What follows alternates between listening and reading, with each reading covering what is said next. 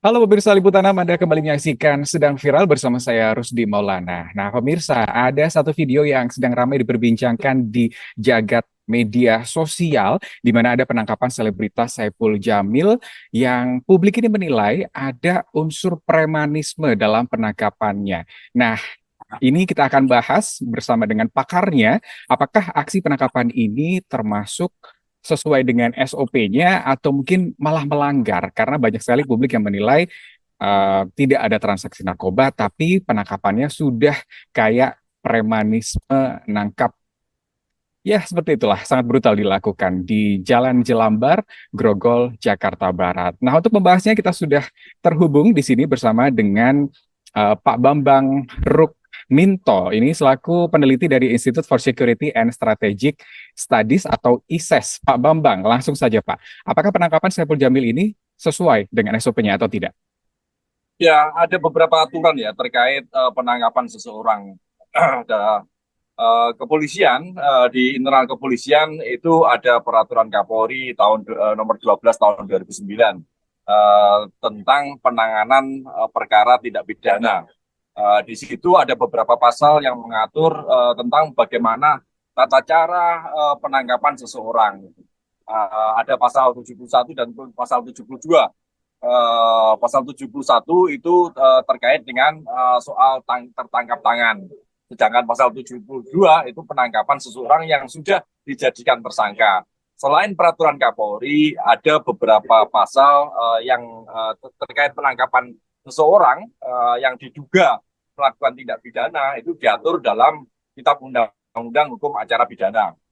Dalam peraturan tersebut tentu diatur bagaimana tata cara penangkapan seseorang yang diduga melakukan pelanggaran itu harus memenuhi kaidah-kaidah tertentu. Di antaranya seseorang itu harus mendapatkan hak-haknya gitu. Kemudian juga ada asas praduga tak bersalah. Terkait dengan peraturan Kapolri, seseorang yang ditangkap tentu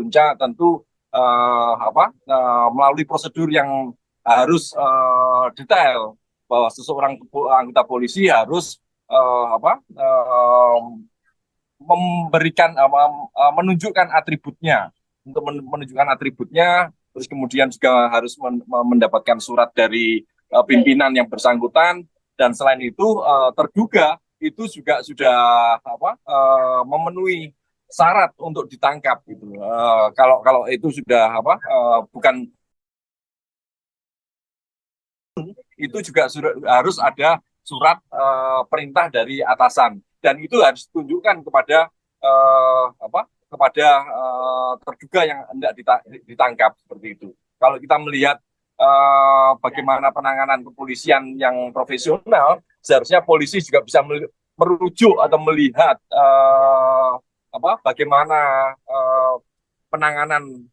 prosedur penanganan kepolisian pada seorang terduga atau tersangka di negara-negara yang lebih maju, misalnya dengan lebih dulu memberitahukan identitasnya, kemudian juga dilakukan dengan sopan, dan kemudian membacakan hak-hak dari terduga, tidak serta-merta langsung ditangkap, digebek, terus kemudian dipukuli seperti yang dipertontonkan dalam video yang viral kemarin seperti itu.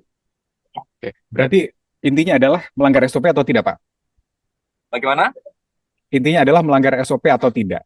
Yang pasti dalam video tersebut melanggar SOP, karena di situ tidak ditunjukkan surat perintah, identitas yang menggerebek juga tidak jelas, tidak ada salah satu pun yang beratribut kepolisian.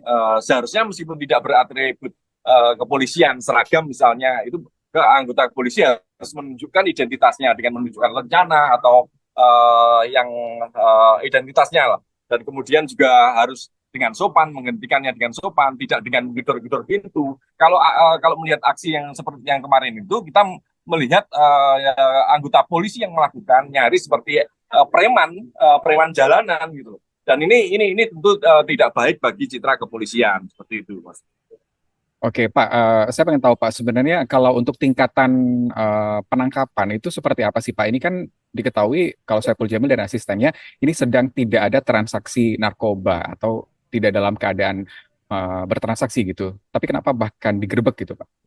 Ya kalau di jalan raya seharusnya dalam sebuah operasi rahasia ya, dengan menghentikan lebih dulu dengan baik-baik, kemudian memeriksanya seperti itu. Dan kalaupun tidak dalam rahasia, mungkin karena itu sudah menjadi masuk dalam daftar pencarian orang, itu ada daftar target misalnya yang terduga, itu pun juga harus ada surat perintah dari pimpinannya gitu.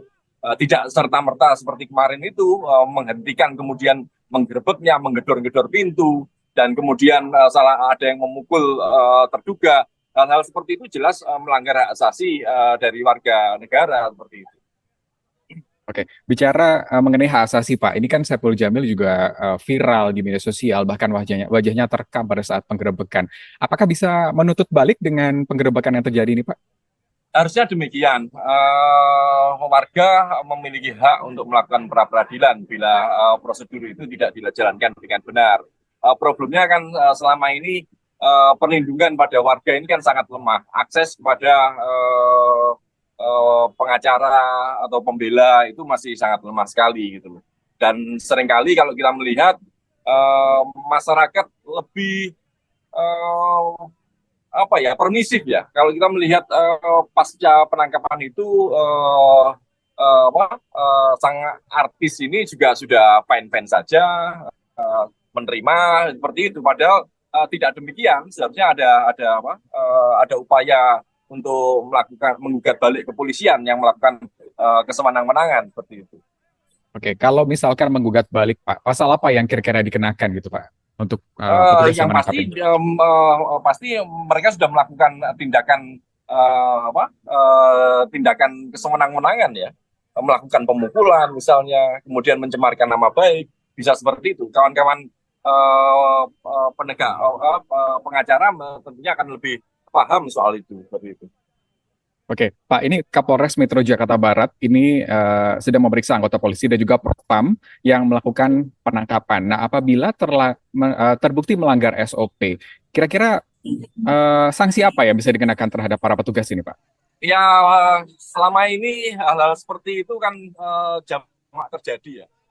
Seringkali kasus-kasus penangkapan tanpa prosedur itu seringkali dilakukan oleh kawan-kawan kepolisian dan sanksinya seringkali yang diberikan adalah sanksi disiplin gitu. Dan karena dianggap merupakan pelanggaran ringan. Makanya sanksi itu tidak memberikan efek jera kepada personil kepolisian sehingga kasus-kasus seperti ini terus berulang lagi gitu.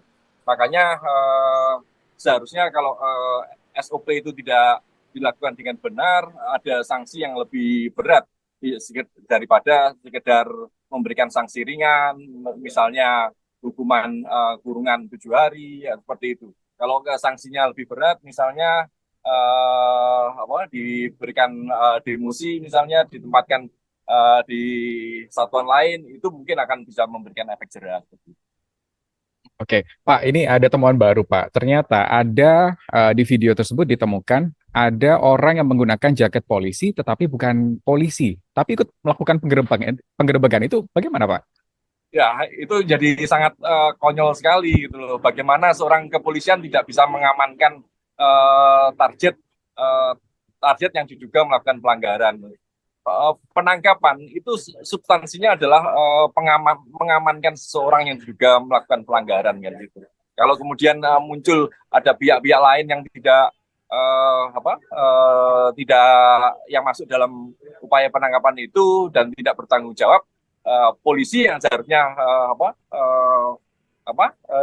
harus diberikan sanksi juga bagaimana prosedur itu tidak bisa dilakukan dengan baik seperti itu. Harusnya Kapolres Metro Jakarta Barat meminta maaf kepada publik terkait penanganan penggerebekan seperti itu. Oke, Pak, terakhir Pak, ini kan kejadian salah tangkap atau mungkin kejadian yang tidak sesuai dengan SOP atau penggerebekan yang tidak sesuai dengan SOP ini kan tidak hanya sekali ini saja. Mungkin karena ini adalah artis, akhirnya terblow up di sosial media dan akhirnya ramai. Benar. Ada pesan nggak Pak atau kritikan terhadap polisi agar lebih memperhatikan SOP gitu Pak? Ya, lagi-lagi kepolisian harus konsisten menegakkan aturannya sendiri ya. Kalau kepolisian tidak konsisten dalam melakukan penegakan aturan, ya akhirnya pelanggaran-pelanggaran itu akan terus terjadi. Dan sanksi, fungsi pemberian sanksi itu agar memberikan efek jerah, sehingga perbuatan-perbuatan pelanggaran itu tidak dilakukan lagi. Kalau sanksi sudah tidak bisa memberikan efek jerah, itu juga harus dievaluasi. Kalau kita melihat selama ini kepolisian seringkali permisif terhadap pelanggaran-pelanggaran. Dalam kasus pidana misalnya, kepolisian tidak berani, personel yang melakukan tindak pidana misalnya, kepolisian tidak berani memberikan sanksi berat PTDH misalnya, itu juga memberikan dampak, menjadi blunder bagi kepolisian, menjadi apa ya, semacam uh, pemaafan kepada toleransi, maksud saya, toleransi kepada anggota untuk melakukan tindakan-tindakan yang melanggar. Apalagi mereka akan berpikir bahwa sekedar melakukan tindakan pelanggaran SOP saja pasti tidak akan dipecat seperti itu. Karena yang melakukan tindak pidana saja tidak dipecat, gitu, seperti itu. Makanya harus ada konsistensi terkait penegakan aturan di internal dan evaluasi secara menyeluruh terkait sanksi-sanksi yang harus yang diberikan kepada personel kepolisian yang melakukan pelanggaran seperti itu. Oke, Pak Maman, terima kasih atas waktunya, terima kasih atas penjelasannya, dan semoga tidak ada lagi salah tangkap ataupun penggerebekan yang tidak sesuai dengan SOP. Demikian sedang viral kali ini, saya Rusdi Maulana pamit, sampai jumpa.